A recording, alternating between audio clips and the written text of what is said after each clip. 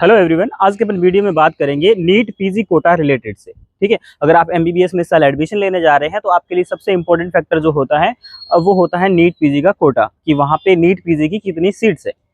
NEET PG के कोटा को समझने के लिए अपन यूजी की बात करते हैं। लाइक एक बच्चा 12th पास करता है राजस्थान से, तो उसको राजस्थान में कॉलेज लेने के लिए, अपने स्टेट में कॉलेज लेने के लिए रैंक चाहिए 20,000 के अंदर। ऑल इंडिया रैंक 20,000 के अंदर चाहिए जनरल कैंडिडेट को। बट वही बच्चा अगर ऑल इंडिया कोटा से सीट लेना चाहता है तो उसको 27,000 के अंदर तक रैंक चाहिए। ओके, जबकि उसी का छोटा भाई दोनों सेम, मतलब कि एक ही पेरेंट्स के बच्चे हैं, दोनों राजस्थान के डोमिसाइल है, बट एक बच्चे ने राजस्थान से 12th की है और दूसरा बच्चा 11th और 12th करने छत्तीसगढ़ चला जाता है। तो वो 11th 12th छत्तीसगढ़ से करता है तो उसको छत्तीसगढ़ का डोमिसाइल मिलता है।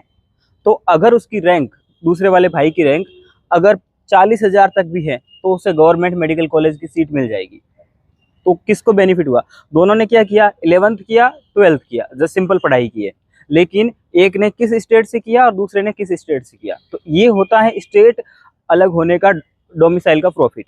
तो अगर अब आपका 12th तो हो चुका है, 11th 12th तो हो चुका है सब कुछ, ठीक है, बट अब आपको क्या कर सकते हैं, जब आप एमबीबीएस कर रहे हो तो ऐसा स्टेट सेलेक्ट कीजिए जहां पीजी का बेनिफिट्स ज्यादा हो। जैसे मैं आपको दो कंपैरिजन करके बताता हूँ। एक स्टेट बताता हूँ महाराष्ट्र, वहाँ पीजी की सीट है अभी 2025 का अपडेटेड डाटा बता रहा हूँ मैं आपको। महाराष्ट्र में सीट्स हैं 3,600। कितनी है? 3,600 है। वहीं अगर आप गोवा को कंपेयर करोगे तो वहाँ 75 एमबीबीएस की सीट पीजी की सीट से तो है जिनकी रैंक बराबर है। मान लीजिए 25,000 है, एक बंदा महाराष्ट्र में जाकर के एमबीबीएस एडमिशन लेता है और दूसरा गोवा में जाकर एडमिशन लेता है, तो किसको ज्यादा फायदा होगा नीट पीजी में? हाँ, इससे पहले मैं आपको एक इंपॉर्टेंट बात बता दूं कि आप जहां से एमबीबीएस करते हो आपका डोमिसाइल स्टेट वही बन जाता है। लाइक मैं राजस्थान से हूं और मैंने एमबीबीएस किया है यूपी से, तो मेरा अब स्टेट डोमिसाइल यूपी रहेगा। भले ही मैंने राजस्थान से 12th किया है, राजस्थान में पैदा हुआ हूँ, मेरा घर राजस्थान है, बट मेरा जो स्टेट काउंट होगा पीजी में, पीजी बेनिफिट्स में, वो वहाँ का काउंट होगा जहाँ से मैंने एमबीबीएस किया है, यानी यूपी काउंट होगा। स्टेट जहाँ से आप एमबीबीएस करते हो वही आपका स्टेट डोमिसाइल काउंट होता है। बाकी अदर कोई तरह से डोमिसाइल का जो पहले बेनिफिट्स मिलते थे वो अभी 3 महीने पहले कोर्ट ने खारिज कर दिए हैं, तो आपको बेनिफिट मिलेगा पीजी का। अब अपन बात करते हैं कि दो स्टूडेंट्स हैं, जो एक बंदा एमबीबीएस कर रहा है महाराष्ट्र से जहां 3600 सीट्स है पीजी की, और दूसरा बच्चा पीजी कर रहा है गोवा से या सिक्किम से या मिजोरम से। गोवा में 75 सीट्स है पीजी की, सिक्किम और मिजोरम में पीजी की सीट्स ही नहीं है। तो फिर जब दोनों एमबीबीएस करके साथ निकलेंगे, जिनकी यूजी में रैंक 25,000 थी दोनों को, ठीक है, जब पीजी करके एमबीबीएस करके पीजी के लिए एग्जाम देंगे तो दोनों कैंडिडेट्स के लिए किसको ज्यादा बेनिफिट्स मिलेगा? सीधी सी बात है, महाराष्ट्र वाले को मिलेगा। महाराष्ट्र में अब जो मान लीजिए मैं गोवा वाले की बात करता हूँ, तो गोवा से जिसने एमबीबीएस किया है उसको मान लीजिए वो उसको दोनों को सर्जन बनना है, सर्जरी चाहिए उनको। तो जो गोवा से एमबीबीएस किया ना, वो कहाँ से सर्जरी लेगा? ऑल इंडिया कोटा से लेगा वो, क्योंकि वहाँ स्टेट में तो सर्जरी की सीट्स कितनी होगी? टोटल ही 75 है, तो सर्जरी की और कम हो जाएगी, तो टोटल ही सीट्स सर्जरी की कम हो जाएगी, तो उसे ऑल इंडिया से लेना पड़ेगा। तो उसको रैंक चाहिए 15,000 के अंदर अंदर।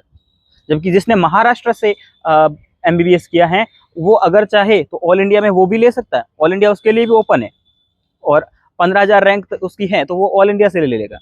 लेकिन अगर उसकी रैंक 22,000 25,000 तक है तो उसे अगर सर्जरी चाहिए ना, तो वो अपने स्टेट महाराष्ट्र से ले सकता है, जबकि गोवा वाले के पास में वो अपॉर्चुनिटी नहीं रहेगी। तो सबसे फैक्टर इंपॉर्टेंट होता है पीजी कोटा। देखिए अलग अलग स्टेट का कितनी गवर्नमेंट पीजी सीट्स हैं, कितनी प्राइवेट पीजी सीट्स हैं, और कितनी टोटल पीजी सीट है आपको स्क्रीन पे दिख रही होगी। ठीक है, ये तो हो गई बात कितनी सीट्स है, और सिर्फ सीट कितनी है वो भी डिपेंड नहीं, वो भी मैन फैक्टर नहीं है। मैन फैक्टर भी ये है कि सीट वर्सेस स्टूडेंट का रेशियो कितना है, वो भी इंपॉर्टेंट फैक्टर है। जैसे बात करते हैं बिहार और यूपी को कंपेयर करते हैं, बिहार में जो पीजी का सीट्स है वो अप्रोक्स 1,000 के अप्रोक्स है, बट वहाँ स्टूडेंट्स कम है। जबकि आप यूपी का देखोगे तो यूपी में करीब 2300 सीट्स हैं। अगर आपको सर्जरी लेना है, वापस अपन बात करते हैं, एक स्टूडेंट जो बिहार से एमबीबीएस कर रहा है और एक बंदा जो यूपी से एमबीबीएस कर रहा है, तो इन केस होगा क्या, यूपी में अगर मैं 2024 की बात कर रहा हूँ, 2024 की बात कर रहा हूँ, तो अगर यूपी वाले को सर्जरी चाहिए तो उसको रैंक चाहिए 15,000 के अंदर, ओके, जबकि बिहार वाले को 26,000 रैंक पे पीजी का सीट मिल जाएगा सर्जरी में। तो डोमिसाइल कहाँ पर कितनी सीट्स हैं, अब सारे स्टेट का मैं कंपेयर करके आपको ऐसे नहीं बता सकता, बहुत लेंदी वीडियो हो जाएगी। आप ये सारी चीज़ें हम कवर करते हैं जब हम पेड काउंसलिंग में जब आपकी चॉइस बनाते हैं हम लोग, तो उसमें ये सारी चीज़ें कवर करके लेके चलते हैं कि कहाँ आपकी रैंक के अकॉर्डिंग पीजी बेनिफिट ज़्यादा होता है। ठीक है, काउंसलिंग में ये सारी चीज़ें कवर होती हैं कि हम लोग क्या कहाँ पर आपको पीजी बेनिफिट ज़्यादा मिल सकता है। हालांकि आने वाले टाइम में यूपी में पीजी की सीट्स बढ़ सकती है, क्योंकि एमबीबीएस की सीट्स जो है ना अभी 3-4 साल में बहुत ज़्यादा बढ़ गई हैं। ओके, तो अगर आप मेरे से पूछना चाहेंगे कि अगर आपकी रैंक 25,000 से ऊपर है तो आपको कहाँ एडमिशन लेना चाहिए, तो रफली मैं बता सकता हूँ आपको छत्तीसगढ़ हो गया, बिहार हो गया, और बिहार में तो मिलेगा नहीं 25,000 के ऊपर में, बट छत्तीसगढ़ हो गया, गुजरात हो गया, कर्नाटका हो गया, महाराष्ट्र हो गया, इनमें आप एडमिशन ले सकते हैं।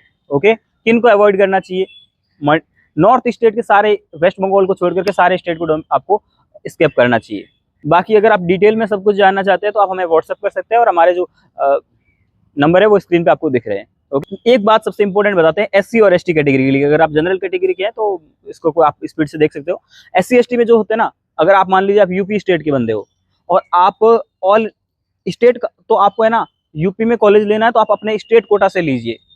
मान लीजिए अगर आप यूपी के हैं और आपने यूपी का ही कॉलेज लिया है लेकिन ऑल इंडिया कोटा से ले लिया, ओके, तो आप अब है ना पीजी में जनरल कैंडिडेट बन जाओगे। मतलब कि आपकी एससी का जो एससी या एसटी जो भी आपका रिजर्वेशन था वो खत्म हो जाएगा। ठीक है, तो इस बात का भी ध्यान रखना। हालांकि ईडब्ल्यूएस, जनरल, ओबीसी इनको तो कोई फर्क नहीं पड़ता, ठीक है, बट अगर आप एससी एसटी हैं तो आपको इस बात का बहुत ध्यान रखना है कि आपको अपने स्टेट से ही कॉलेज लेने की कोशिश करनी है, क्योंकि सिर्फ आपको एससी कैटेगरी फिर कहाँ मिलेगी, सिर्फ ऑल इंडिया कोटा से मिलेगी। जब आप स्टेट से काउंसलिंग करवाओगे, अगर आपने ऑल इंडिया कोटा से सीट ली है तो आप जनरल कैंडिडेट माने जाओगे और आपको ये बात पता भी नहीं लगेगी, और आपका रिजर्वेशन कब का खत्म हो जाएगा आपको पता भी नहीं लगेगा। ओके, तो हम जो पेड काउंसलिंग होती है उसमें ये सारी चीज़ें लेके चलते हैं और वही आपको बेनिफिट मिलता है। बाकी सीधी सी बात है कि आप कौन सा कॉलेज आपको मिलेगा वो आप लास्ट ईयर के जो पीडीएफ्स होते हैं ना, किस रैंक पे कौन सा कॉलेज अलॉट हुआ था, किस रेंज पे कौन सा कॉलेज मिलता है, उसी को देख कर भी आप अपनी प्रेफरेंस बना सकते हो। ये इंपॉर्टेंट नहीं होता है, और आप कोई ना कोई तो आपको कॉलेज अलॉट हो ही जाएगा अगर आपकी रैंक है। तो अगर आपकी रैंक है तो ऐसा कोई भी नहीं कर सकता कि आपको सीट अलॉट ना करेगा, और अगर आपकी रैंक नहीं है तो आपको कोई भी एमबीबीएस गवर्नमेंट सीट नहीं दे सकता, भले आप कितने भी पैसे डाल दो। इतनी भी सेंट्रल इंस्टीट्यूशन होते हैं, एम्स हो गया, बीएचयू हो गया, इनमें क्या होता है, इसमें किसी भी तरह का आपको स्टेट डोमिसाइल नहीं मिलेगा। अगर आपने मान लीजिए एम्स से एमबीबीएस किया है तो आपके पास में किसी भी स्टेट का डोमिसाइल नहीं होगा। मान लीजिए आपने यूपी के रायबरेली से एमबीबीएस किया है, ठीक है, तो आपको ना तो यूपी का डोमिसाइल मिलेगा और ना ही आपको मिलेगा अपने स्टेट का। जैसे मैं मान लीजिए राजस्थान से हूँ और मैं एम्स बठिंडा में एमबीबीएस कर रहा हूँ, तो मुझे ना तो राजस्थान का डोमिसाइल मिलेगा स्टेट में पीजी के लिए, और ना ही मुझे पंजाब का डोमिसाइल मिलेगा। तो फिर कौन सा रिजर्वेशन मिलेगा, तो फिर नीट पीजी में सिर्फ और सिर्फ मुझे मिलेगा ऑल इंडिया कोटा। इस बात का ध्यान रखना। ओके, तो अगर आपको लास्ट वाले एम्स मिल रहे हैं तो उसके कंपेयर में आपको कौन सा कॉलेज लेना चाहिए, आपको कॉलेज लेना चाहिए अपने स्टेट के अकॉर्डिंग, जो जीएमसी होता है वो, ना कि एम्स। लाइक मैं एग्जांपल देता हूँ आपको एक कॉलेज मिल रहा है एमएएमसी दिल्ली वाला, और दूसरा मिल रहा है एम्स बठिंडा, तो आप किसको प्रेफरेंस दोगे, एमएएमसी को दोगे। क्यों, क्योंकि एम्स बठिंडा में जाते ही आपका स्टेट डोमिसाइल खत्म हो जाएगा, जबकि आप एमएएमसी में जाओगे तो आपको दिल्ली का स्टेट कोटा मिलेगा, और दिल्ली के स्टेट कोटा में बहुत सारी पीजी सीट्स हैं, और बहुत अच्छा, सबसे बेस्ट पीजी का स्टेट बोला जाए जहाँ बहुत अच्छी प्रैक्टिस होती है, बहुत अच्छा वैल्यू होता है जिस डॉक्टर का, कर्नाटका, तमिलनाडु एंड दिल्ली, सबसे नंबर 1 पे है दिल्ली। तो बाकी आप एम्स से एमबीबीएस करोगे तो आपको पीजी में जो पीजी में कहाँ प्रॉफिट मिलेगा, वो मिलेगा अगर आप आईएनसीटी का एग्जाम दोगे, वहाँ पर इंटरनल कोटा होता है अपने कॉलेज में।